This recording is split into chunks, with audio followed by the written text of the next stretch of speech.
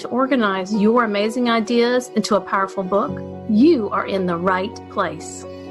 At the right time to learn how to write your book. Hi, I'm Joyce Glass. And I'm Cherrilynn Bisbano, and welcome to the Write Hour Nonfiction Tips from the Write Coach team. We are so glad you joined us today.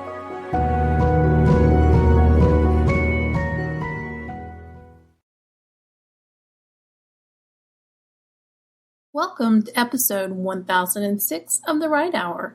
This is the last episode of our favorite podcast replays for season 10.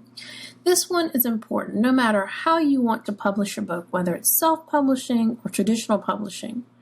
Do you know how to create a book proposal to attract the attention of an agent or publisher?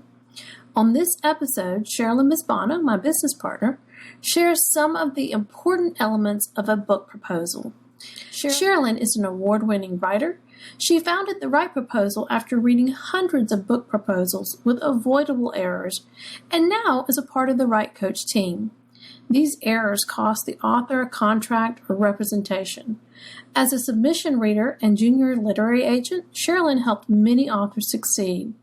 As the managing editor of Almost an Author, she helped the website earn the number 6 spot on the top 100 best writing websites of 2018 by The Write Life, and the top 101 websites for writers with Writer's Digest. Cherrilynn proudly served in our military for 20 years, earning the John Leventhal Military Leadership Award. She lives in Rhode Island with her son Michael and her husband Michael. She fondly calls them her M&Ms. You may want to listen to this a few times and make sure you download the book proposal checklist. Also, we don't want you to forget, Cherrilynn and I love to help writers learn the craft of writing, and we have joined forces with Keith Keller, a global marketing strategist, to create the TWC WRITING CLUB. Now, this membership is here for you. We want to help you gain progress. So each month, we offer 3 trainings and then a group coaching call. There's a weekly training. So the first one is writing training. We teach you about the craft and business of writing. The second week, we have Marketing Monday. It's live with Keith Keller from Australia. He's, like I said, a global marketing strategist, and he shows you how to build your audience while you're writing your book. And then the third week is grammar training. Be able to learn how to brush up on your grammar, your punctuation, your sentence structure, and what all those little words and how they work together. It really helps you write better when you understand how the English language is put together. And then the last week, we do a 2-hour group coaching session live. You can come, ask your questions about your project, and we will help you right then and there, help you brainstorm, help you figure out what's working, what's not, or what's your next step. And then we also have the Facebook group. It's a private Facebook group, so you can come in, you get to know each other. There's a writing community building there, and we're going to help you connect with each other and possibly form some critique groups really soon. So if you want to check it out, we are doing a limited offer. It's until this Friday. So that's Friday, June 12th. You can join for 1 month free.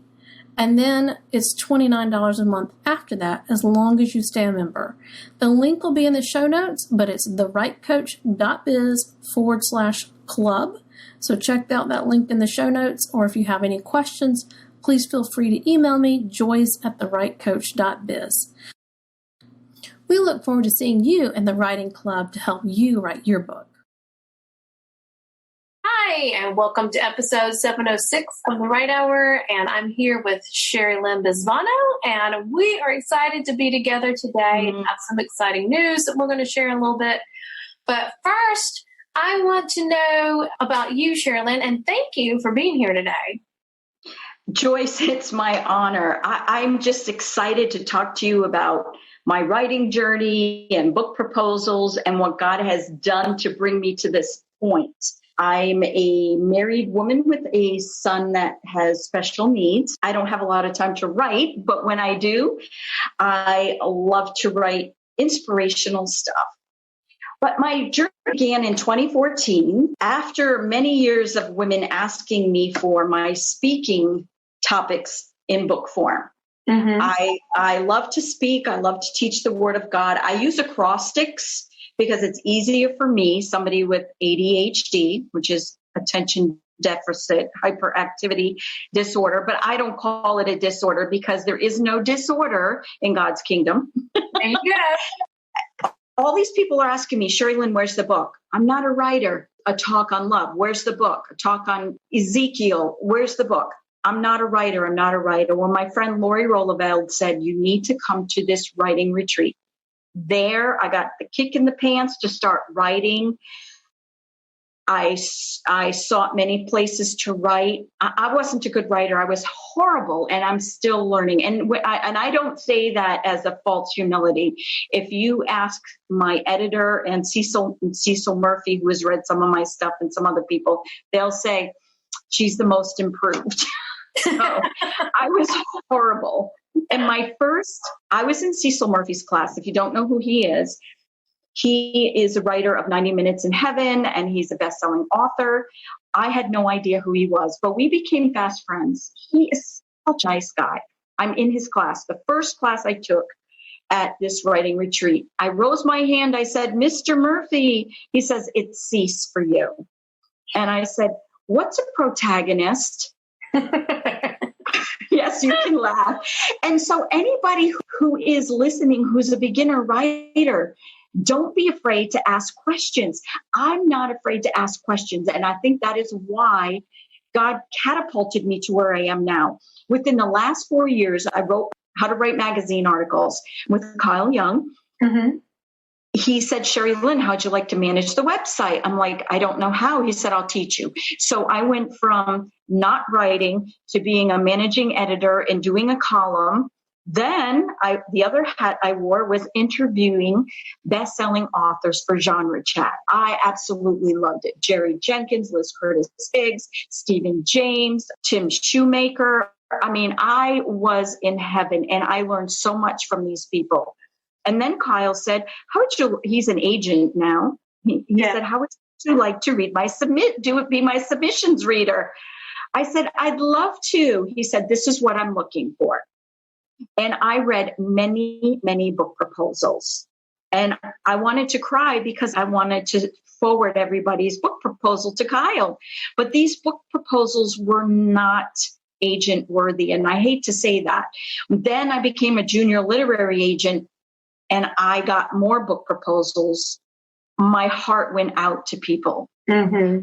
I said, their topics are so good, but they don't know how to put a proposal together. And if you don't know how to put a book proposal together, you're not going to get an agent or a publisher. So I did a lot of praying. I stepped down from all my dream jobs at interviewing best-selling authors, writing columns, being the editor of a writing website to start my own business, which is called The Right Proposal. And I helped people learn how to put together proposals. I've been doing this for 2.5 years, and I've probably put together, I don't even know how many proposals and reviewed proposals. There's not a lot out there in one place on how to build a book proposal, unless you buy a book.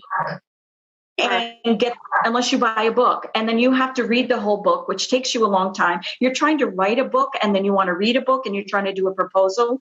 It's overwhelming. Mm-hmm. Right, Joyce? You know that, right? Oh, yes. Been there, done that. and it's just overwhelming. And so that's where I come in, and I help people with their proposal. I say to them, I've been asked this question: how do you eat an elephant? One bite at a time. So one piece at a time. We put the book proposal together, and I've had quite a few people get contracts. Awesome. So, I mean, I love it. It is a lot of hard work, but that's where I went in a nutshell since 2014 to here. And God has some really wonderful things in the future. And we'll talk about that later. Yes.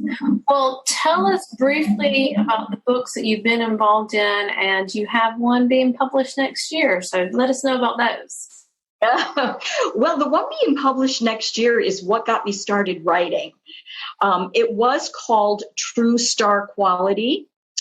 It's an acrostic book for star. It was based on the Philippians verse that says, do everything without complaining or whining so that you can shine like a star in the universe as you hold out the word of life.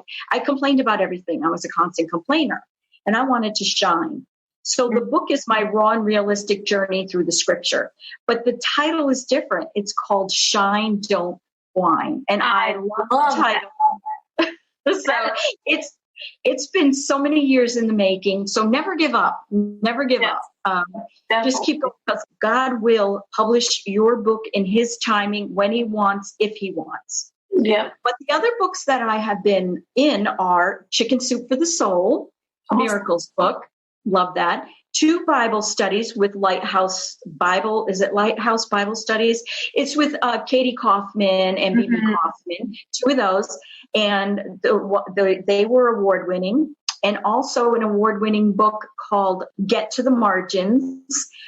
It's a writer's anthology. So it's been a fun journey. I still feel like I have so much more to learn, but I've come a long way. Yeah. Well, that's the beauty of this career is you can learn a lot, and there's still a whole lot more to learn. I mean, I've learned a lot, and I still have a whole lot more that I would like to learn too. That, I know what I need to know, and I'm an expert at that part, but there's other parts that I could always learn more at. And so that's a wonderful thing. It changes so much, Joyce. It does.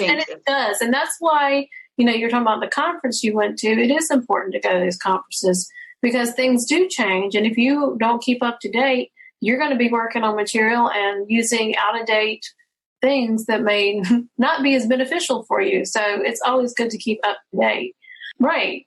So let us know now, because for those of you that don't know, Cherrilynn is excellent at proposals, because if you heard, the business she started was about proposals.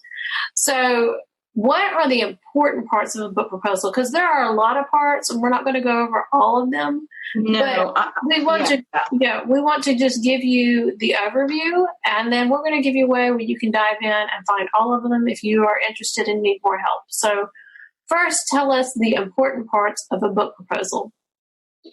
The 1-page sell sheet gives the agent and the publisher a snapshot of who you are and what your book's about.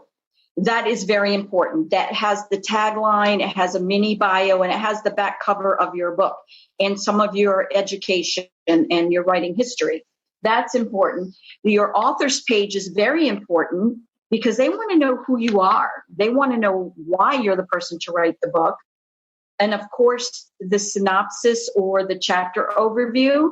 If you're writing a fiction book, you better put the ending of your book in that story synopsis. It's not your back cover. They need to know what the ending of the book is. And in chapter reviews for nonfiction, it's just a little blurb of each chapter. Right.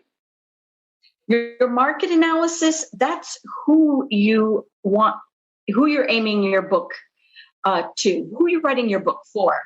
And it's not for everyone. You can't write it's for everyone. Please don't. Please nobody wants to read that book. So but the thing is everybody could probably benefit from it.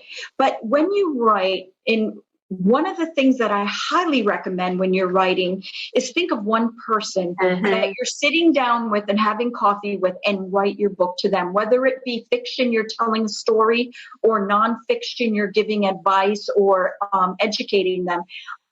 One person, and who's that one person?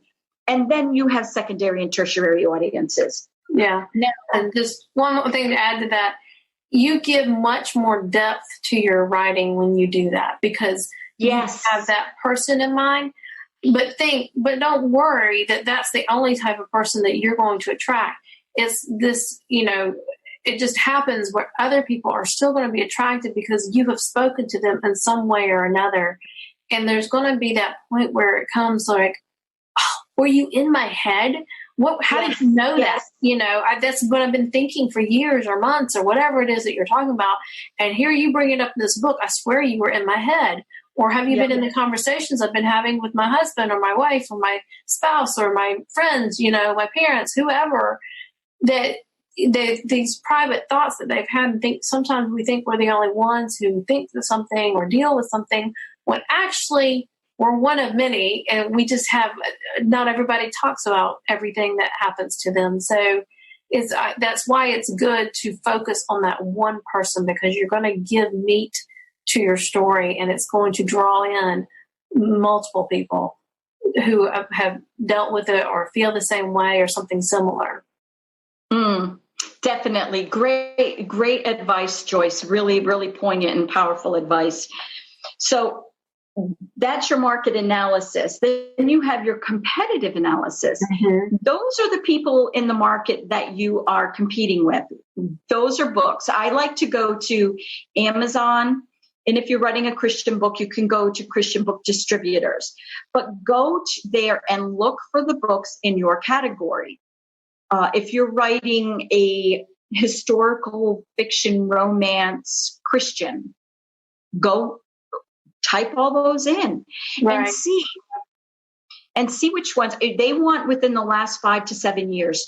There's a place on the upper bar on Amazon where you can choose most printed. I think it's a published soonest or something like that. Publishing date. And go by that. Please put best-selling writers down. I've had clients say, well, I shouldn't compare my book to a best-selling author. I said, yes, you should. Because what they want to know, whether it's fiction or nonfiction, the things they want to know when you do your competitive analysis. And if you want to contact us later, we can help you more with any part of your book proposal. Mm-hmm. But what they want to know is the name of the book, the author of the book, who published it, and they want to know a little bit about that book, but they want you to answer the question, why is my book similar? Why is my book different? And what promise do I make in my book that they don't? You have to be very, I don't want to say political, but do not belittle anybody's book. Right. They do not want people who belittle my book's better because I'm a better writer. No. Yeah. Their content's trash was probably not the best. Yes. Responses. Right.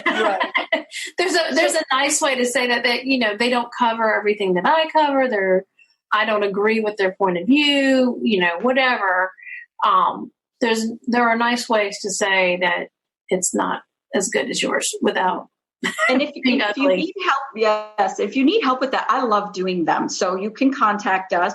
At the end, Joyce will give you my email and how to contact us. But I love doing those. Then after that, you have your marketing plan. This is really important. I interviewed publishers and agents, and they said some look at the marketing plan first, some read the 3 chapters first because they want to make sure they have a writer that writes well. Mm-hmm. And some look at the author bio first to make sure the author is qualified to write and has previous publications. I could go into that, but time constraints, we don't, but contact us and we can help you. We would love to help you present a powerful professional book proposal. Mm-hmm. But the marketing plan, the biggest thing, Joyce, that people are concerned about is I don't have a huge platform or I can't sell that many books. The amount of books they want people to sell is about 8,000 out of the gate, probably before the first year is up. And most people just throw up their hands and say, I can't do it. We can help you. Mm-hmm. Did you graduate college? Your college has an alumni that probably has at least 10,000 people. Right. That's a small community. More than that, like 100,000 people. All right. Do you go to college, and where did you go to high school? Do you belong to Boy Scouts? Do you go to a mega church? Is your company well known? Do they have a newspaper? Your Twitter, Facebook, LinkedIn, and all those, that stuff does matter. Yes. I had a client who just started her LinkedIn, her Twitter, and her Facebook accounts. She only had like 300. But if we just looked at that and we didn't look at her bio, we would have overlooked that she was on the John Maxwell team. Yeah. So that's a huge thing. Yeah. That's a huge thing. Yeah. So there's so many ways. So we can actually help you brainstorm. And if you really don't know that many people, start now. Start now getting on social media, and it's called social media for a reason. You interact with people. And one thing I do advise, do not buy Twitter followers. No. Agents and publishers can spot that from a mile away. But there's so much to a marketing plan. We could have 2 hours on that. But remember, they want you to sell about 8,000 books. Prove that you can. In your sample chapters. Yeah, that's right. I know you probably have a lot to say. I've gotten sample chapters that I brought up in my Word document. They didn't even take it through the basic Word grammar check. So all those little red lines show up. It was horrible. And sometimes you have red lines in fiction because the names, people have names that are not in the dictionary, but this was like obvious stuff. Right. Your first 3 sample chapters, hire a professional editor, not your English teacher, not your mom, not your dad, unless I only know one person who can hire their mom, and that's Bethany Jett, because her mom is a professional editor. But hire a professional editor. And if you can't afford it, barter with somebody, because this is where they look. Agents and publishers want to know they can work with you. And if you don't take the time to get your 3 sample chapters, if you can't afford it, get Grammarly and take it through Grammarly. Grammarly. That's the minimum? Huh? At least. That's the minimum? Yes. That's the minimum. But if you really want to invest in your career, you need an editor. You've just got to do it. And for 3 chapters, it's not going to be outrageous. No. And Joyce and I are both editors, and we know we've helped a lot of people, and we see things that other people don't see. We, as editors, get editors for our books and for our stuff, because when you're writing, sometimes that stuff sticks in your head. Like you want to say it one way, but it comes out on the paper a different way. But when you reread it, it's the way you think the way you want it, and it's not. Does that make sense?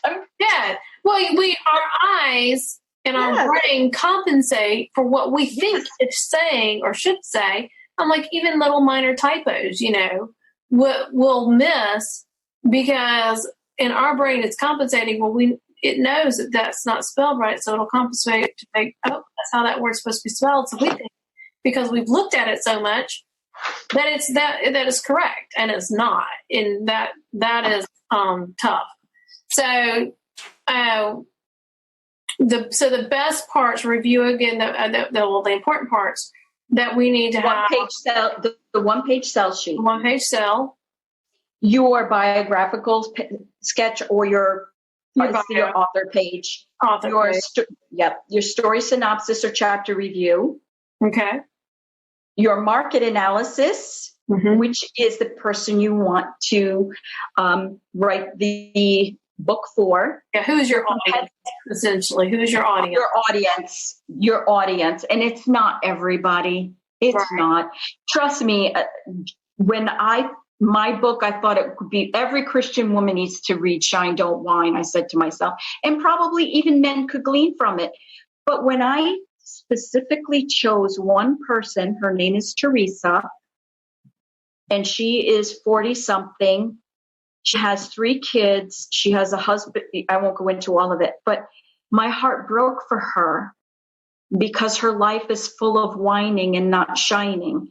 Mm-hmm. So I wrote the book for her. Right. But so many people can glean. But it's relatable to a lot of people.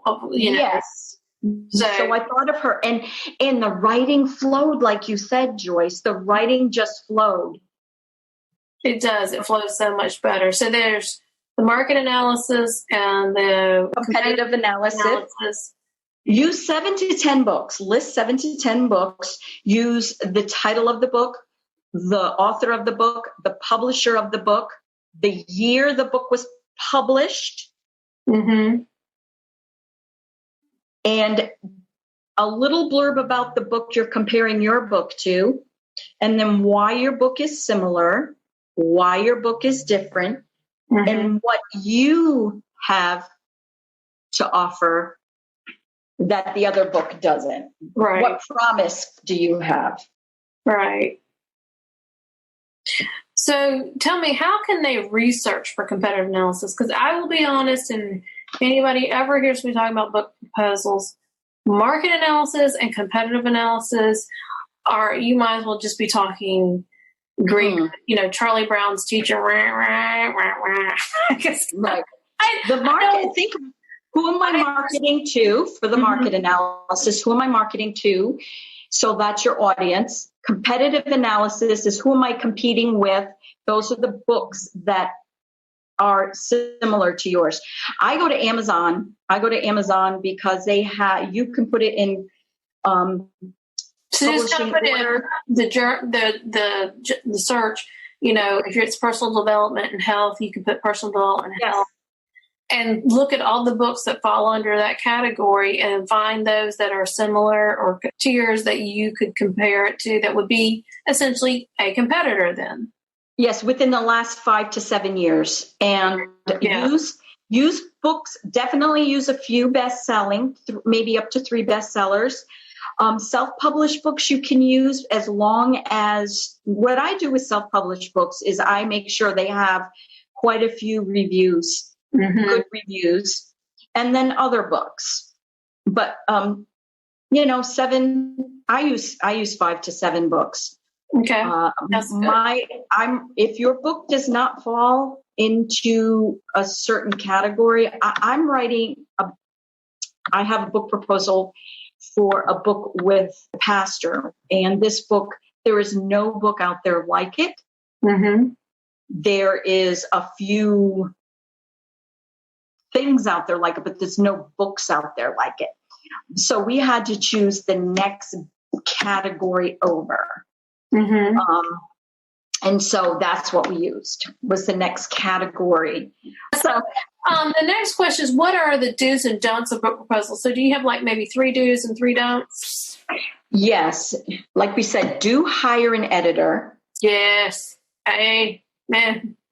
For your author page, do get a current photo within the last 5 years. But if you've lost a lot of weight or gained a lot of weight or colored your hair or whatever, get a new photo. Yes. Is that 3 or is that 2? That was 3. The photo. Do editor and get submission guidelines. Oh, definitely. Because different agents have different guidelines. So you want to make sure that you have them. So, yes. So the do's are the photo, the editing, and look at the submission guidelines. Okay. Don't assume that you don't assume your audience. Right. Don't assume. Pick one person to write to and write to that one person. Yes. Great advice on that. I want to say, don't nag people. We didn't talk about endorsements, but don't hesitate to ask for endorsements. Right. Don't nag people if you didn't get it, but don't hesitate to ask even a best-selling author for endorsements. Joyce and I will be doing a training on endorsements soon, how to get a bestseller or how to get good endorsements. Don't hesitate, because a good endorsement will sell your book. And the biggest, don't give up. Yes. Don't give up. Please don't. Don't give up. I mean, many people want to give up. And, you know, if you're a believer, if God has called you to write, he is going to get you through it. One thing that I learned from many best-selling and regular, people who are award-winning and just writers who don't have a book but are published, that write blogs and magazine articles and things like that.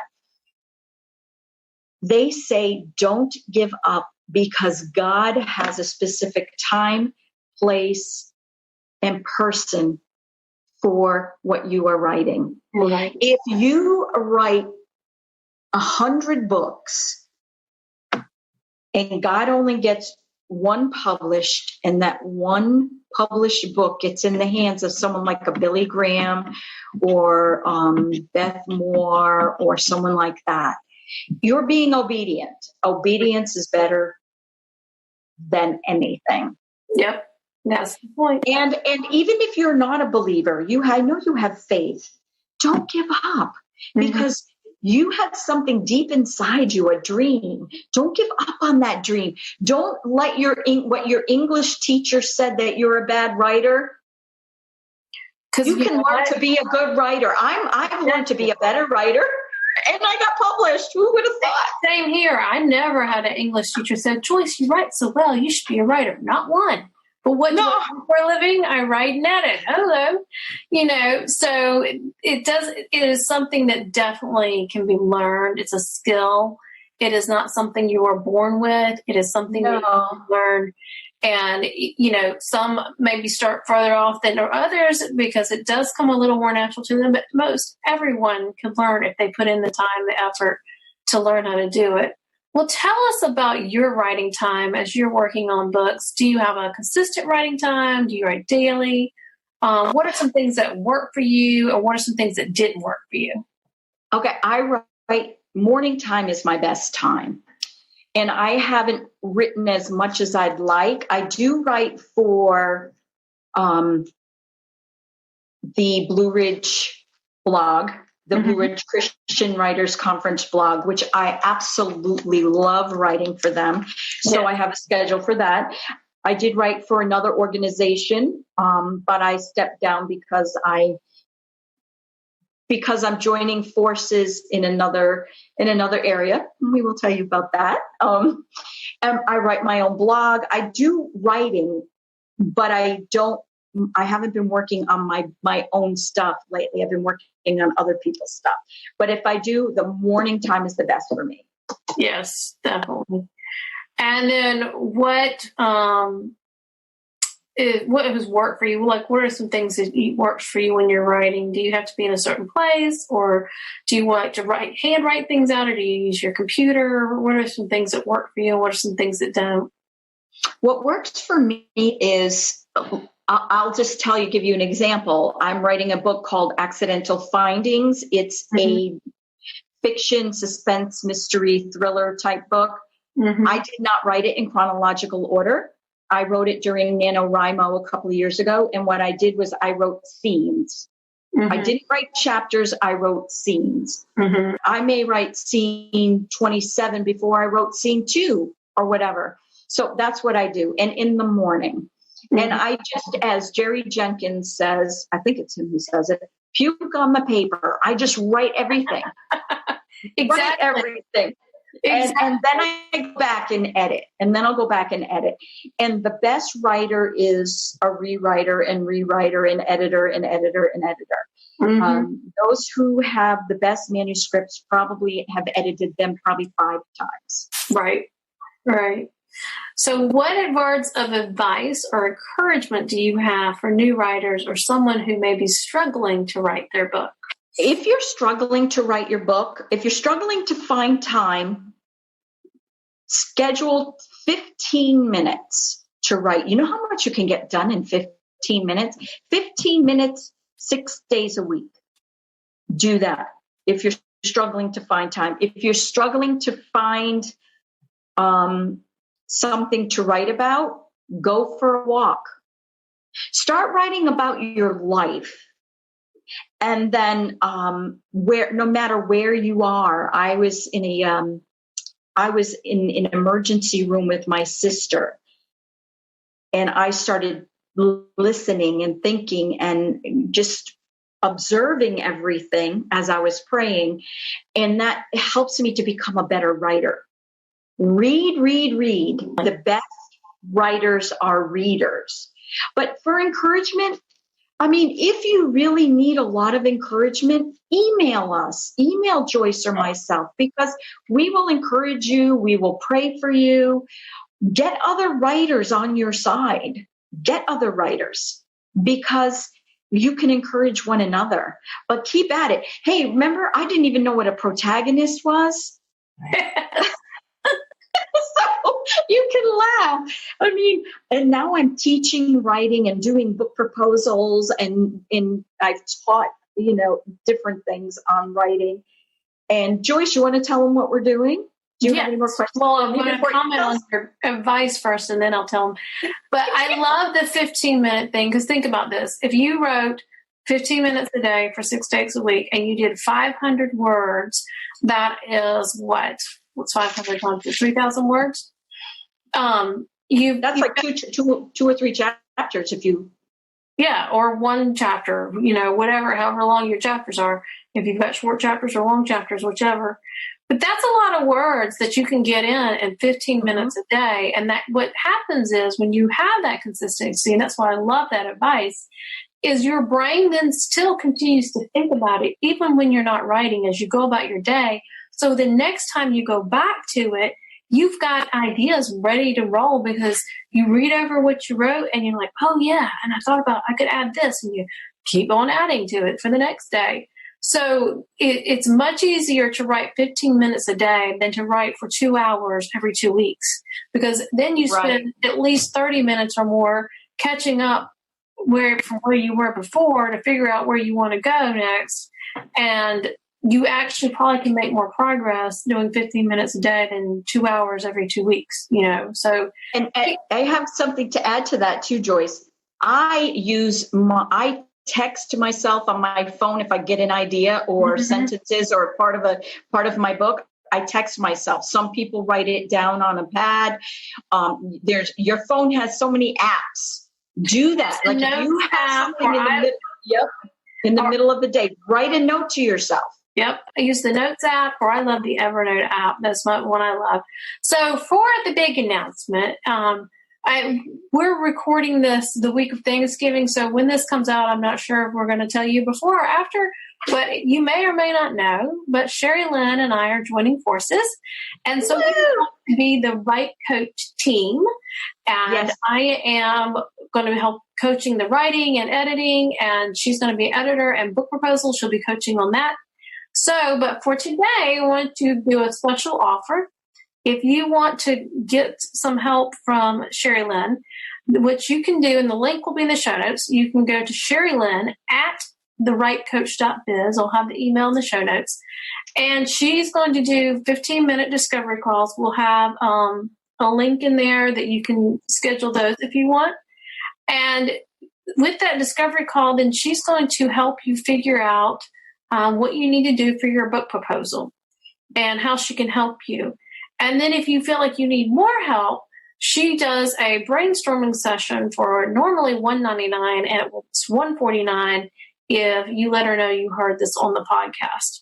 And that is actually a book proposal checklist, which if you give me your book proposal, I go over it with a fine-tooth comb and show you exactly what is good and what needs to be done. It's a remarkable tool. And I actually, beside the notes that I give you, you get the checklist. There you go.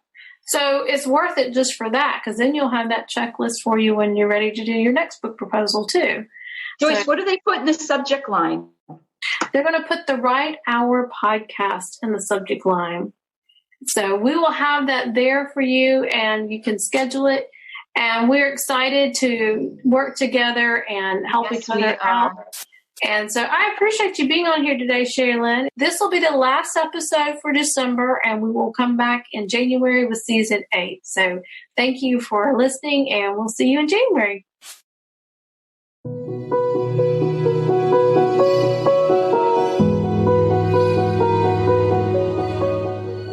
Thank you for joining us on this episode of The Right Hour. Our goal is to help you achieve your writing dreams. You are one step closer to write your book. Learn how to get the book out of your head with the 4 steps we teach our clients. Sign up for the free email series at thewritecoach.biz. The link is in the show notes. The 4 steps help you clarify your focus, create and organize your content, and complete your book. We share tips on the writing process, and you can download the writing planner to track your progress. Don't let fear and overwhelm keep you from writing your book. It's time to write your book.